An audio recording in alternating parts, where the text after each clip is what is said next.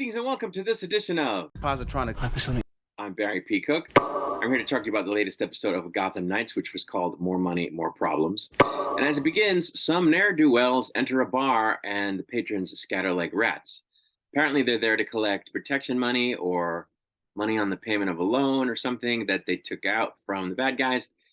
And when they don't have all the money in hand, the bad guys torch the bar. Meanwhile, our heroes debate whether it's possible that the Talon is the 130-year-old serial killer from last week's episode, and they recognize that can't be completely outside the realm of possibility since things like Killer Croc exist.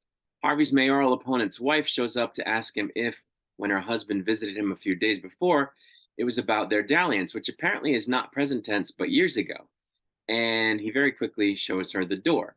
It turns out that there's a shell company paying for the dead serial killer's daughter's stay at the nursing home, and the kids go to investigate that company, which apparently is run by the mob, a member of which Harper had dated at one point. Because of this, she knows that they're involved in money laundering, and the kids suspect that they're laundering the court's money, so they decide to go and steal the physical records that they surmise they must be keeping in order to keep track of everything, so they can use it to prove the existence of the court and take down the mob. Turns out that, as he explains to Dr. Chase Meridian via a story about a fake suspect, Harvey's been experiencing missing time, which explains how he came across the key for the mayor's car without knowing how he came across it. And he wonders if he's suffering from some kind of identity dysmorphia, which apparently his father had suffered from. So the answer is yes, you are. Anyway, the Knights infiltrate the mob warehouse to try to steal the records they're looking for, and they find the records, but Dahlia also finds a giant block of cash sitting on a pallet.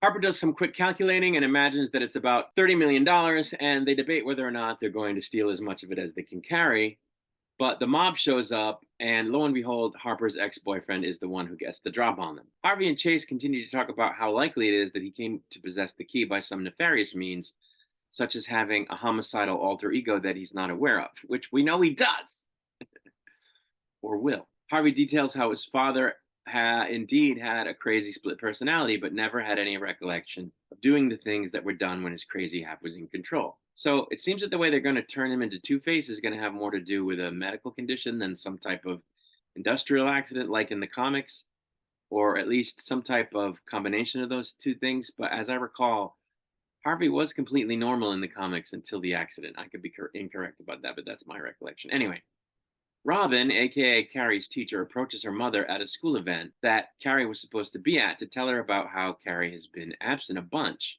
lately from school. Harper and her ex take a brief stroll down memory lane before she realizes that he's still bitter about the breakup and informs his buddies that he's in the company of Bruce Wayne's killers before Robin and Turner take him down, and Harper locks them all out by changing the frequency on all the doors, which simultaneously locks them in. Duella picks up the mobster's radio and tells the ex-boyfriend's buddies they better back off or they're going to roast his body over the cash. And they'll have to explain it to his mother, the mob leader, how they didn't back off and caused him to be killed. When Colin takes issue with his sister for being involved with the mob in the first place, she says she did it for him so that she could pay for his gender reassignment surgery.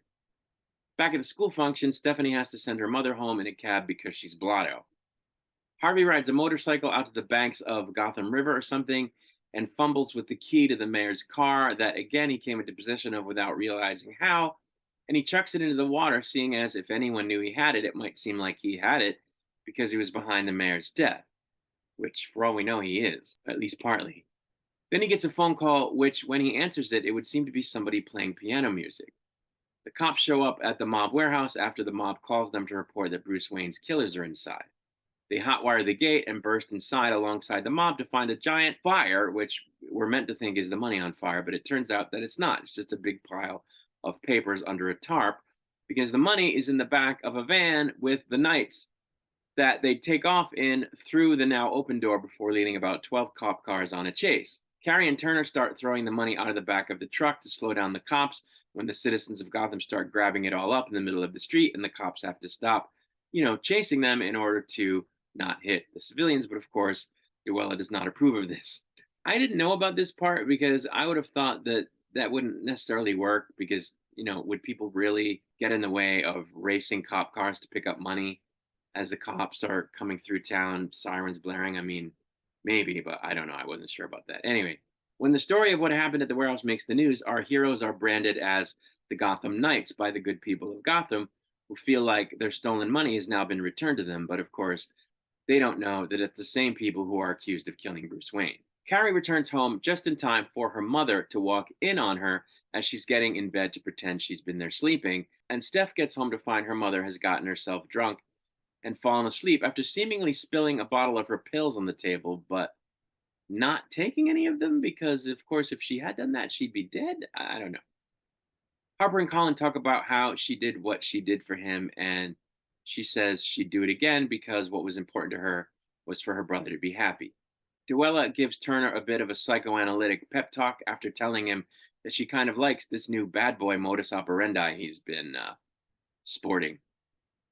It turns out that the ledger they stole is a cipher, and they don't know any more now than they did before they took it. Turner, however, is confident that Stephanie can break the code. Before the episode ends, Harvey wakes up shirtless and bewildered that he's apparently in the company of his opponent's wife, who apparently he keeps dealing with when he's not in his right mind and then forgets about. So, yeah, that's concerning. But I guess they're going full bore down this path of making him Harvey Dent sooner rather than later, which I guess is good. But yeah, that's where the episode ended. And I thought this episode was okay. This show is good. I didn't think this particular episode was any great shakes, but it did, further the development of the characters. It did set the stage for the plot to be moved along in the next couple of episodes, in terms of the gang getting closer to the Court of Owls. So it served that purpose. And that's really all there is to it. It was just a 3 out of 5 episode, a 6 or 7 out of 10 episode. There's really not much to say about it. But I continue to like the performances. I continue to like the writing. I think it's a decent show. And, I'm looking forward to the rest of the season. Apparently, the show is a big hit on HBO Max. It's one of the top streamed shows on there. So that's good. I'm happy about that. But that's really it. I'm going to get out of here. I'll be back to review the next episode once it airs. Until I return, I wish you peace and long life.